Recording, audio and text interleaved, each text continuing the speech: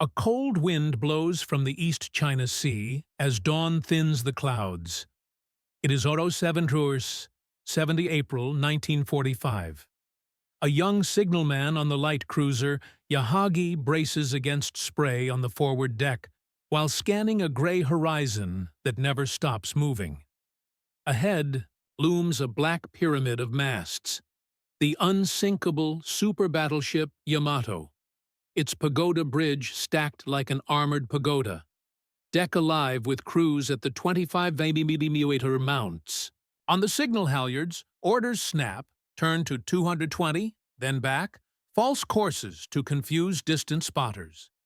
He cannot see them, but American scouts are already above the weather, relaying bearings over VHF to task groups hundreds of miles away. Hours later, when the boy's sky turns thick with dots, Hellcats, Corsairs, Helldivers, Avengers, the sea will decide which of his shipmates go home. In that air, the new math will rule. Range in hundreds of miles, sorties in the hundreds, torpedo tracks converging like rails.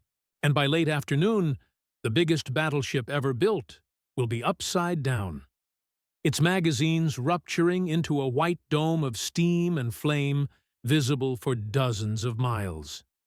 The boy tastes burned cordite and oil and remembers a captain's dry voice. From the night before, "We will ram the enemy. We will beach if we must. We will fight to the last round."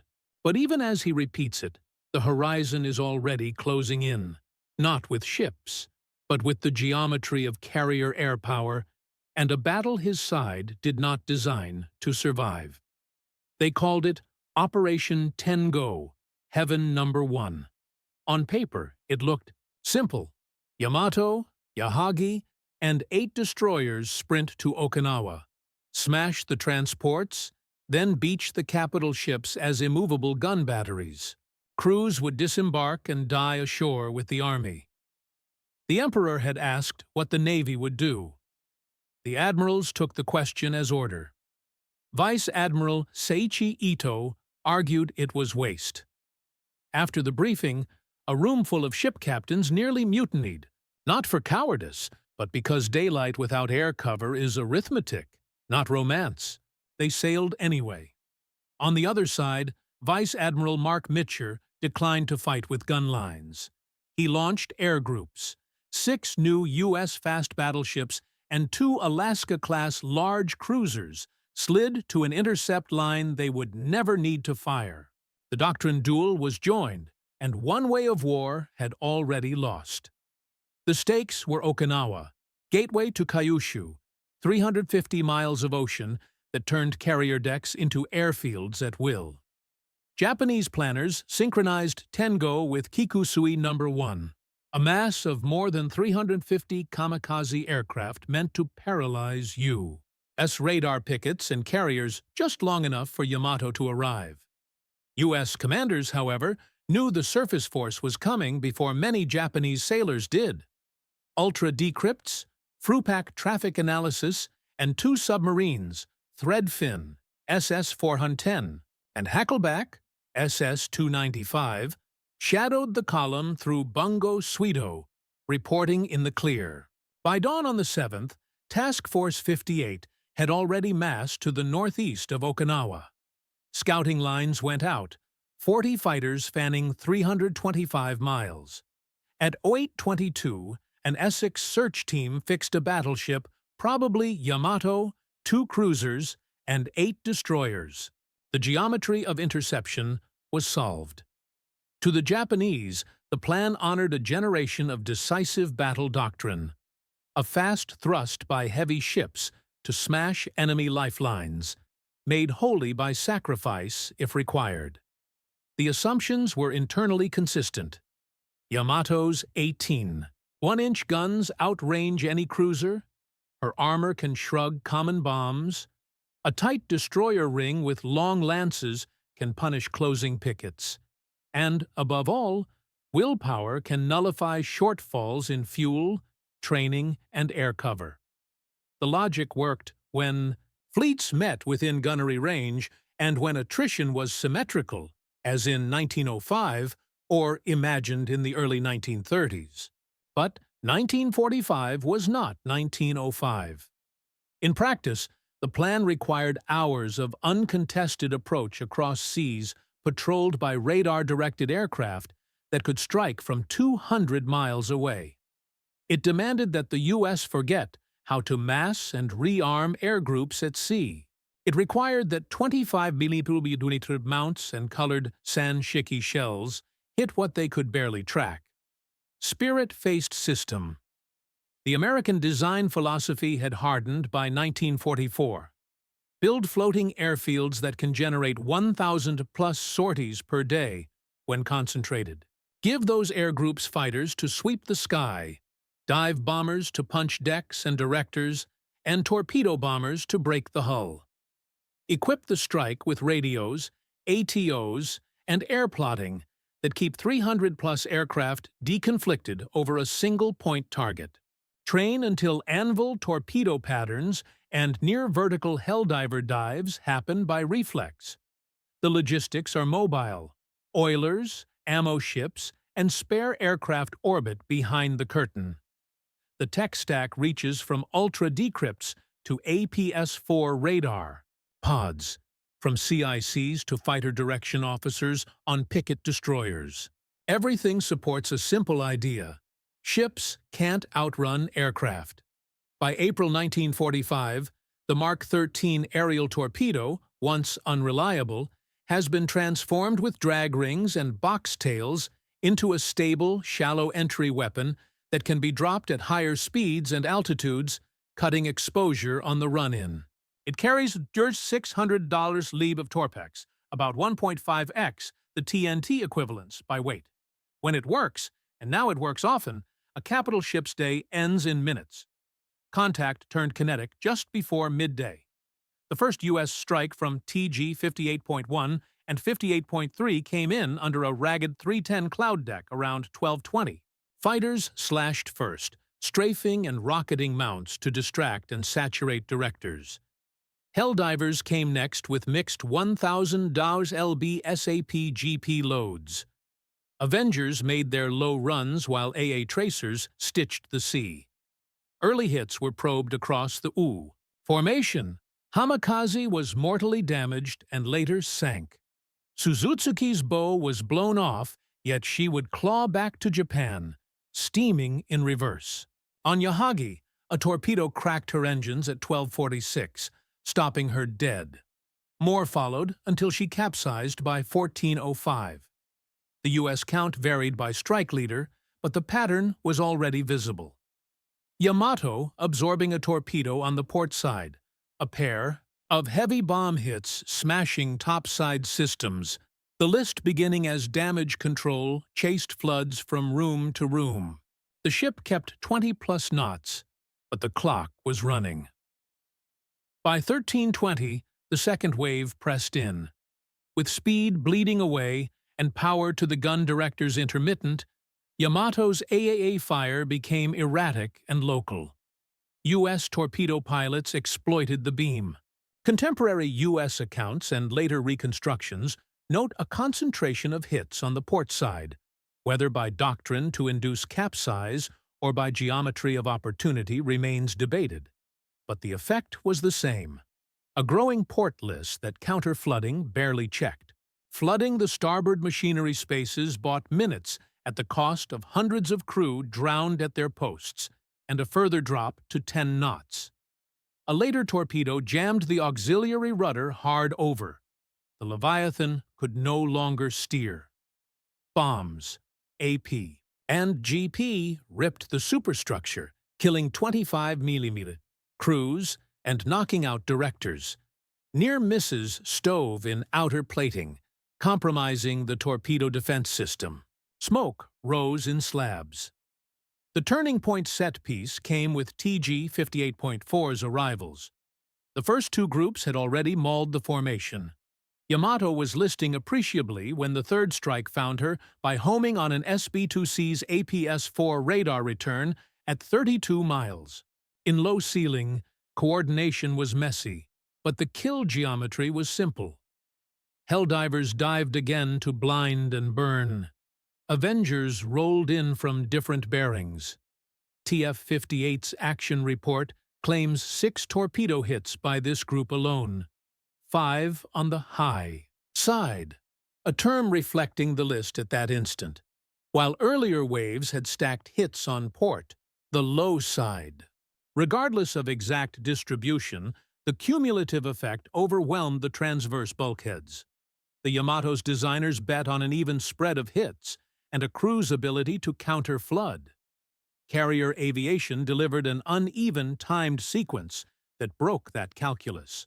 Around 14:02, with steering gone and list worsening, Ito ordered mission cancelled and abandoned ship by flag. Radios dead. Some destroyers tried to come alongside under strafing threat.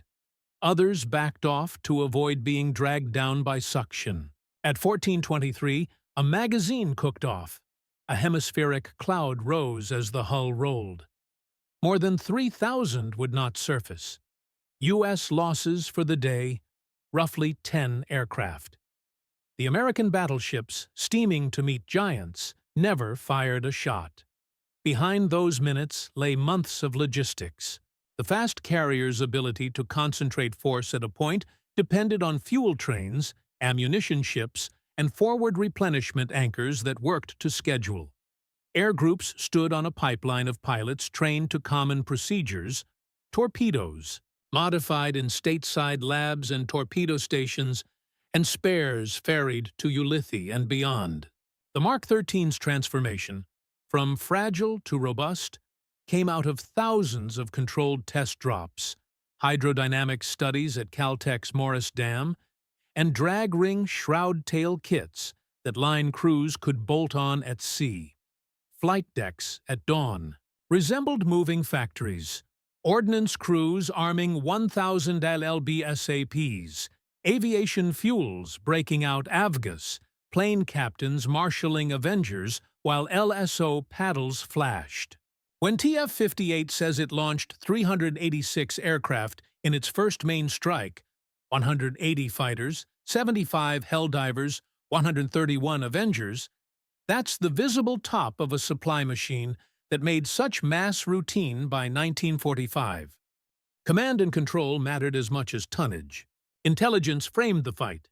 Decrypts flagged the sortie. Submarines reported position and course. Scout planes transmitted timely contacts by VHF with link relays at 100 and 200 miles. CICs fused bearings, fighter direction, vectored cap and escorts, and APS-4 radars guided strike leaders through cloud to the exact patch of ocean. Even mishaps, Hancock's group launching late, a missed join-up, did not alter the outcome because the system tolerated variance. In contrast, Japanese ships relied on visual aiming for much of their AA. Their air cover, dozens of Zeeks at best, expired around 10. Once Yahagi stopped and the screen thinned, their command choices converged to damage control, not maneuver. Human capital was asymmetric. By early 1945, many Japanese destroyer crews were brave but green. Fuel scarcity had starved them of sea time. Gunnery at fast jets of metal coming low over whitecaps is hard if you've had few live evolutions. On the U.S. side, Avenger pilots had practiced anvil runs and beam approach discipline until it showed in the film.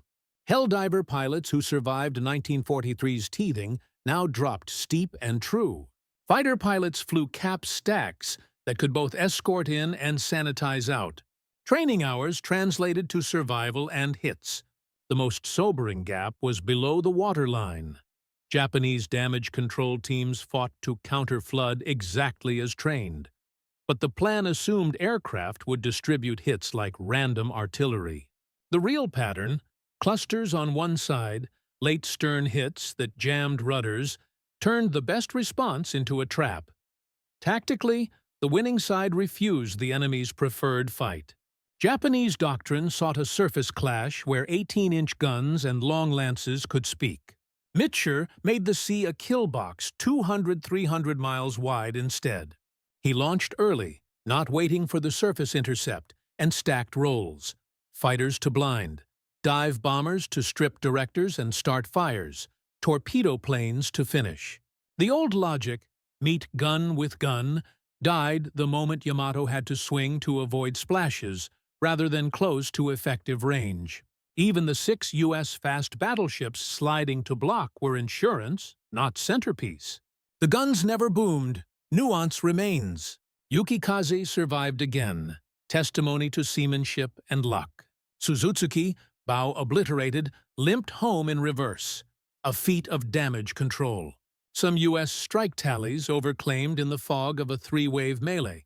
Counts of torpedo and bomb hits on Yamato vary across sources, with conservative post-war reconstructions clustering around 11 torpedo and several bomb hits, most torpedoes on the port side, though one official U.S. action report emphasizes 5 later hits on the high side.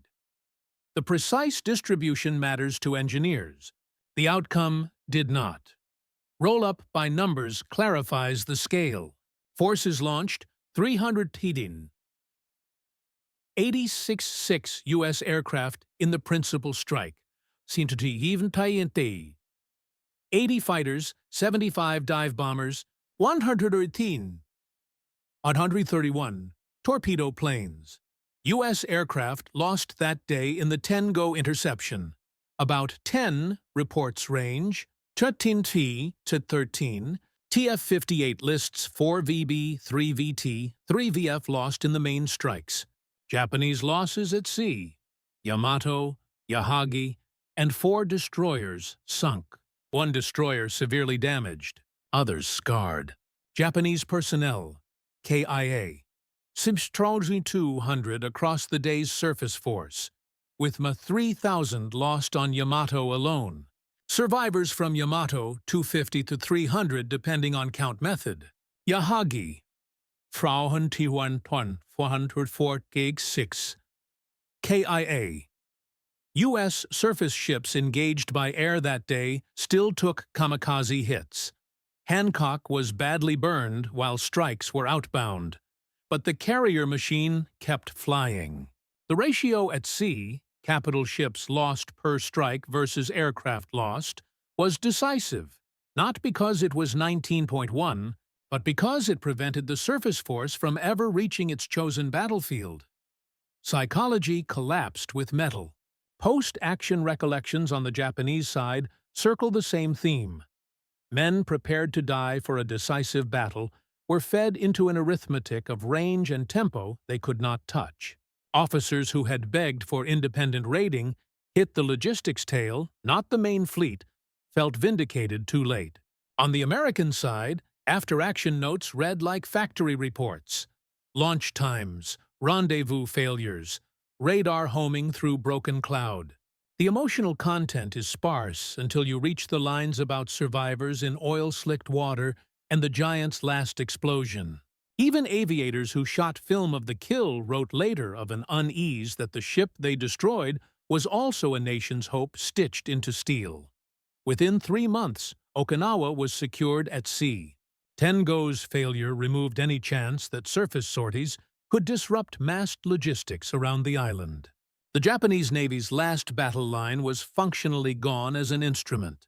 For the U.S., the demonstration that carrier air could unilaterally detect, fix, and annihilate a major surface force at distance hardened post-war doctrine.